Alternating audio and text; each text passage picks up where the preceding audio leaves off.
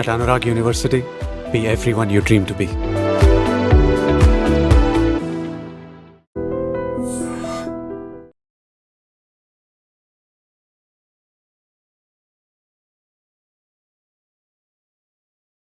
దేశ రాజధాని ఢిల్లీలో నిరసనల హోరు మారుమోగిపోతోంది.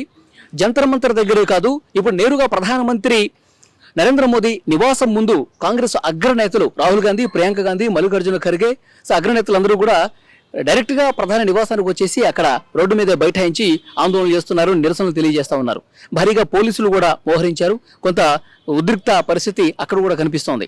నిన్న ఎట్లయితే జంతర్ మంతర్ నుంచి పార్లమెంట్ భవన్కి సిజేపీ ఆధ్వర్యంలో పెద్ద ఎత్తున విద్యార్థులు వెళ్లారో, సో అది ఇంకా కంటిన్యూ అవుతూనే ఉంది. సో నిన్న లాఠీచార్జ్ చేశారు, కొంతమంది ఆందోళనకారులకి గాయాలయ్యాయి, ఆసుపత్రి కూడా పాలయ్యారు.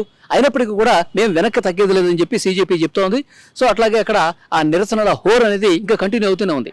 సో ఈ రోజు పార్లమెంట్లో పెద్ద ఎత్తున ప్రతిపక్షాలు ఆందోళనలు చేశాయి. ఈ నీట్ ప్రశ్నాపత్రం లీకేజీకి సంబంధించి పార్లమెంట్లో చర్చ చేపట్టాల్సిందే అని చెప్పి అక్కడ లోక్సభలో ఉన్నటువంటి విపక్ష పార్టీలకు సంబంధించిన ఎంపీలందరూ కూడా సభను అడ్డుకున్నారు. ఆ తర్వాత ప్రధానమంత్రి నరేంద్ర మోదీకి మల్లికార్జున ఖర్గే, రాహుల్ గాంధీ ఒక లేఖ కూడా రాశారు. ఎట్టి పరిస్థితుల్లో పార్లమెంట్లో దీని మీద చర్చ జరగాల్సిందే, విద్యాశాఖ మంత్రి రాజీనామా చేయాల్సిందని చెప్పి వాళ్ళు ఒక లెటర్ రాసినటువంటి పరిస్థితి. ఇప్పుడు నేరుగా ప్రధానమంత్రి నివాసం దగ్గరికి వచ్చి వాళ్ళు ఆందోళన చేయడంతో ఇంకా ప్రతిక్షణం కూడా ఈ ఉద్రిక్తతలు, ఈ ఘర్షణ, ఈ నినాదాలు, ఈ ఆందోళన అనేది పెరుగుతూనే పోతుంది, కానీ ఎక్కడ తగ్గిన పరిస్థితి లేదు. అంటే కేంద్ర ప్రభుత్వం కూడా చాలా తక్కువగా అంచనా వేసినటువంటి పరిస్థితి.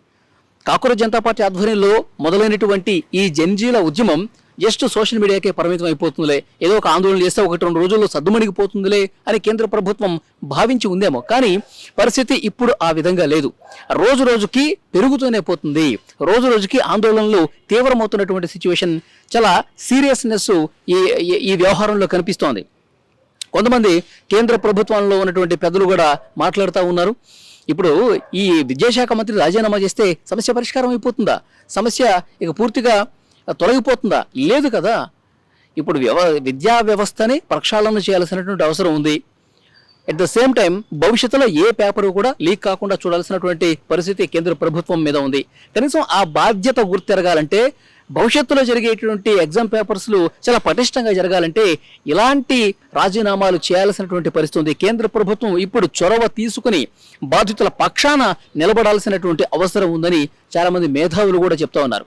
చాలామంది ఆందోళనకారులు తీవ్ర గాయాలతో రామ్ మనోహర్ లోహియా ఆసుపత్రిలో చికిత్స పొందుతున్నారు. కొంతమంది లేడీ హార్దియా ఆసుపత్రిలో చికిత్స పొందుతున్నారు. సో డెఫినెట్గా ఇక్కడ వీళ్ళని పరామర్శిస్తున్నారు కొంతమంది వచ్చి. కానీ ఒక యువతి పరిస్థితి మాత్రం చాలా సీరియస్గా ఉన్నట్టుగా తెలుస్తోంది. వెంటిలేటర్ మీద ఉన్నట్టుగా తెలుస్తుంది. పోలీసులు లాఠీ చార్జ్ చేస్తే ప్రాణాలు పోతున్నటువంటి పరిస్థితి కనిపిస్తుందంటే ఎంత దుర్మార్గం చూడండి. సో ఇది చాలామంది ప్రశ్నించేది కూడా. అందుకే ఎన్ని లాఠీ చార్జ్ చేసినా, ఎన్ని దెబ్బలు తిన్నా ఈ ఉద్యమం ఆగే ప్రసక్తే లేదని చెప్పి యువత చెప్తోంది, విద్యార్థులు చెప్తా ఉన్నారు. ఎవరైతే ప్రాణాలు కోల్పోయినటువంటి విద్యార్థులు ఉన్నారో, ఆత్మహత్య చేసుకుని చనిపోయినటువంటి విద్యార్థులు ఉన్నారో ఆ కుటుంబాలు చెప్తా ఉన్నాయి. సో ప్రభుత్వం ఇప్పటికైనా కళ్ళు తెరిచి కాంగ్రెస్ జనతా పార్టీ నిరసనలు చేస్తుందనో లేకపోతే విద్యార్థులు ఆందోళనలు చేస్తున్నారని కాదు, కనీసం మీ బాధ్యతను మీరు గుర్తెరగండి. ధర్మేంద్ర ప్రధాన్ రాజీనామాతో పాటు పార్లమెంట్లో ఒక చర్చకు అవకాశం కల్పించండి, ఇదే కదా వాళ్ళు కోరేది. సోనం వాంగ్చుక్ ఆయన్ని ఆసుపత్రిలో ప్రస్తుతం అతను చికిత్స తీసుకుంటున్నప్పటికీ కూడా ఉద్యమం కొనసాగుతుందని చెప్తున్నాడు. నేను ఆసుపత్రి నుంచే దీక్ష మళ్ళీ కంటిన్యూ చేస్తానని చెప్తా ఉన్నాడు. సో కాబట్టి ఇవన్నీ ఆలోచించుకోవాల్సిన పరిస్థితి కనిపిస్తోంది. ఇప్పుడు ప్రతిపక్ష పార్టీలు కూడా తోడు కావడంతో కాంగ్రెస్ జనతా పార్టీ ఆందోళనలకి ఇది మరొక స్థాయికి వెళ్ళినటువంటి పరిస్థితి. ఈరోజు ప్రధానమంత్రి నరేంద్ర మోదీ మాట్లాడారు. ఎన్డీఏ పార్టీ మీటింగ్లో పార్లమెంట్ సెషన్ స్టార్ట్ కాకముందు ఎన్డీఏ ఎంపీలతో ఆయన మాట్లాడినప్పుడు కూడా చెప్పాడు, ఎవరైతే లీకేజీకి సంబంధించినటువంటి బాధ్యులు ఉన్నారో, నిందితులు ఉన్నారో వాళ్ళకి కఠిన శిక్ష పడాల్సిందే అని చెప్పారు. వాళ్ళకి శిక్ష పడుతుంది, అది ఓకే, కానీ బాధ్యత ఎవరు తీసుకుంటారు? కేంద్ర ప్రభుత్వం బాధ్యత లేదా? కేంద్ర విద్యాశాఖ మంత్రి బాధ్యత లేదా? ఆయన పర్యవేక్షణ సరిగా ఉంటే, ఆయన కింది స్థాయి అధికారులు బాధ్యత సరిగా తీసుకొని ఉంటే వాళ్ళ ఈ పరిస్థితి వచ్చేదా? పేపర్ లీక్ అయి ఉండేదా? 10 మందికి పైగా విద్యార్థులు ఆత్మహత్య చేసుకుని ఉండేవాళ్ళ కాదు కదా. సో కాబట్టి మీ ప్రభుత్వంలో ఉన్న తప్పిదాలని పూర్తిగా కప్పిపుచ్చేసి ఇది కేవలం ఏదో కొంతమంది చేసినటువంటి దుర్మార్గమైన పనిగా చూపించే పరిస్థితి వద్దు అని చాలామంది కాక్రోచ్ జనతా పార్టీకి మద్దతు ఇస్తున్నటువంటి వాళ్ళు మాట్లాడుతున్నటువంటి పరిస్థితి ఉంది. సో ఓవరాల్గా చూసుకుంటే ఇంకా రోజు రోజుకి పెరుగుతుంది. గత 20 రోజులుగా మనం చూస్తున్నాం సోనం వాంగ్చుక్ ఆయన నిరాహార దీక్ష, ఆందోళన, తర్వాత ఆయన ఆసుపత్రుల్లో నుంచి కూడా ఆయన వెనక్కి తగ్గకపోవటం, నిన్న పెద్ద ఎత్తున లాఠీ చార్జ్ జరగటం. సో ఈరోజు ప్రధానమంత్రి నివాసం దగ్గరే కాంగ్రెస్ అగ్రనేతలు ఆందోళన చేయటం. సో ఇవన్నీ చూస్తే డెఫినెట్గా రాజీనామా చేయాల్సినటువంటి పరిస్థితి వస్తుందని మాత్రం ఆ సంకేతాలు చాలా బలంగా కనిపిస్తున్నాయి. ఎందుకంటే నిన్న పార్లమెంటు భవన్ లోపలే హోంమంత్రి అమిత్ షాతో ధర్మేంద్ర ప్రధాన్ భేటీ కావటం, జేపీ నడ్డా కాక్రోచ్ జనతా పార్టీకి సంబంధించిన నాయకుల్ని ఇద్దరిని పిలిచి మాట్లాడటం, డిమాండ్ల పరిష్కారం గురించి చర్చలు జరపటం.